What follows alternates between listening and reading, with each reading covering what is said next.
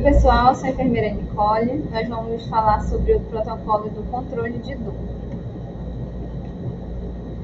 O objetivo é estabelecer diretrizes para o manejo da dor, definindo condutas de identificação, avaliação, manejo, registro, controle da dor, o nível de conforto que seja aceitável pelo usuário, desde a sua admissão, durante a sua permanência, até o planejamento do cuidado após a alta hospitalar.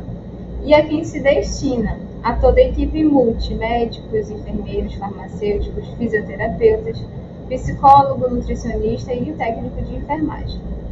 Então a gente tem aqui para esclarecer os tipos de dor existentes, a dor nociceptiva, que é o componente fisiológico da dor, que é chamada de nocicepção, que consiste nos processos de transdução, transmissão e modulação de sinais neurais gerados em resposta a um estímulo nocivo externo, ou seja, desde o sentir até a resposta do organismo a este estímulo. A dor neuropática, que é provocada por uma lesão ou doença do sistema nervoso, podendo ser uma sensação aguda de queimadura, choque elétrico ou sensações de formigamento. Ela pode ser de difícil tratamento e muitas vezes tornar-se crônica e incapacitante. Temos também a dor psicológica, que é de origem emocional, podendo também ser incapacitante e de difícil tratamento. A gente tem a dor aguda e crônica. A dor aguda ela é temporária, caracteriza-se pela rápida reação do organismo após esse estímulo. E a dor crônica pode ser vivenciada após a resolução de uma lesão tecidual. Então, ela pode iniciar sendo aguda e se tornar crônica, podendo estar acompanhada de uma lesão que não tem cura e que exige uma atenção insistente da equipe multiprofissional. Então, como que a gente vai avaliar, a partir da história clínica desse paciente e do exame físico realizado? A avaliação da dor ela pode ser feita através da utilização das escalas adequadas, conforme a idade desse usuário, sua condição clínica, devendo considerar a intensidade, a qualidade, o local, fatores de melhora e fatores de piora dessa dor, a dor em repouso, dor ao movimento, conforme o quadro clínico do paciente. E o nível de conforto, então a gente precisa questionar, conversar com esse usuário através da história clínica dele, como que está sendo as suas atividades e a realização das funções cotidianas, sono, humor, mobilidade e o apetite, se a dor está afetando alguns desses itens. E a sua satisfação, conforme a atuação da equipe, se os esforços, os cuidados realizados pela equipe, se esse paciente está satisfeito. E a gente tem as escalas para avaliação dessa dor. Essas escalas elas estão disponíveis no sistema Salus. São aplicadas pelo enfermeiro de cada setor. Então, o paciente que tem até 29 dias de vida é realizada a aplicação da escala de dor neonatal, que tem a sigla MIPS, para uma sigla em inglês. É uma escala multidimensional, avalia a expressão facial, choro, respiração, movimentação corporal e estado de alerta desse paciente.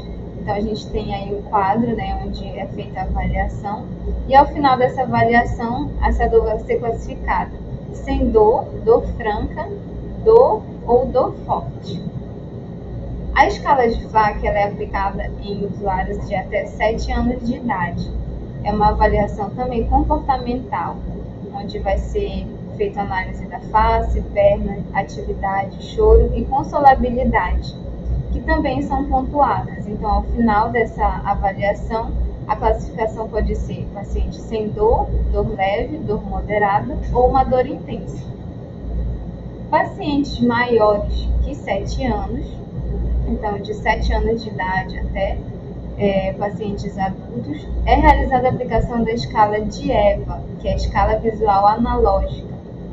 É uma das mais conhecidas, onde o paciente vai dizer de 0 a 10 qual o nível dessa dor. Então, a gente precisa dizer orientar esse paciente, que 0 é sem dor e 10 seria o nível máximo de dor para ele poder pontuar.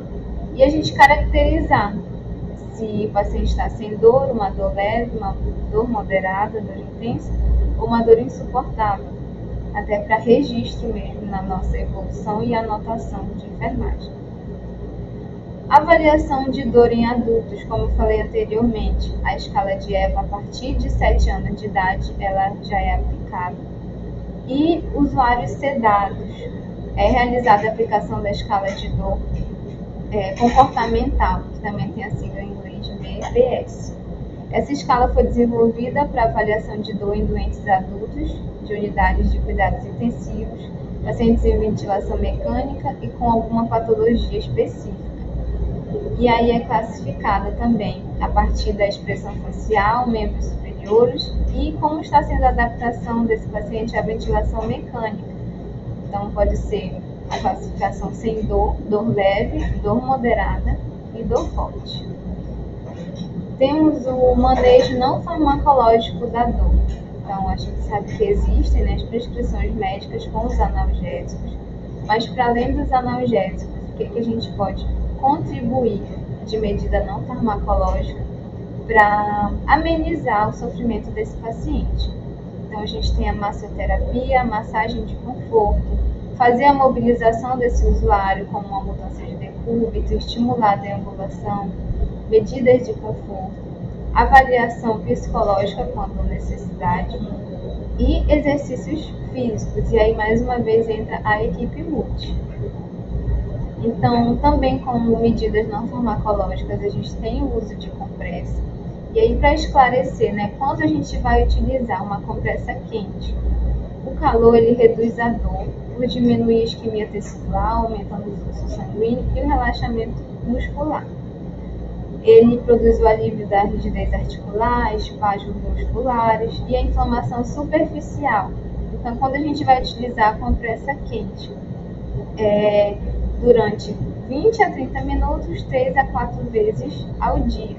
E ela realmente vai ter essa finalidade, né, de redução da dor.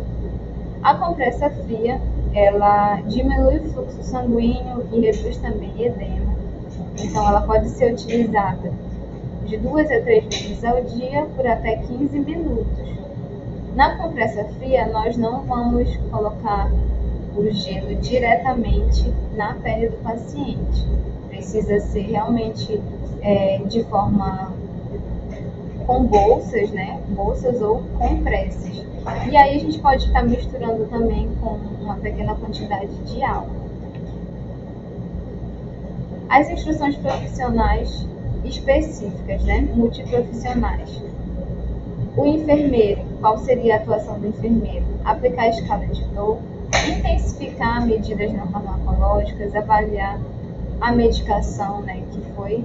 O enfermeiro ele faz esse aprazamento, então tem esse olhar também de avaliação das medicações, aferir sinais vitais após a administração dos analgésicos, orientar e educar os familiares no manejo desse processo doloroso, esclarecendo sempre as dúvidas quanto aos benefícios das medidas terapêuticas que foram instituídas e os seus possíveis efeitos colaterais. Fazer a reavaliação da escala de dor após a medicação. O técnico de enfermagem vai intensificar também as medidas não farmacológicas, avaliar as medicações de horário, porque o técnico tem esse contato com as prescrições, então também tem esse olhar, aplicar os cuidados prescritos pelo enfermeiro, aferir os sinais vitais após a administração dos analgésicos e também orientar e educar os familiares no manejo do processo doloroso. E quanto mais o paciente e os familiares estiverem instruídos sobre o processo, melhor vai ser a evolução do seu quadro clínico. Nós temos aqui o protocolo de dor torácica que foi instituído na unidade. Esse protocolo ele tem o intuito de identificar precocemente pacientes que têm um risco maior de agravo do seu quadro.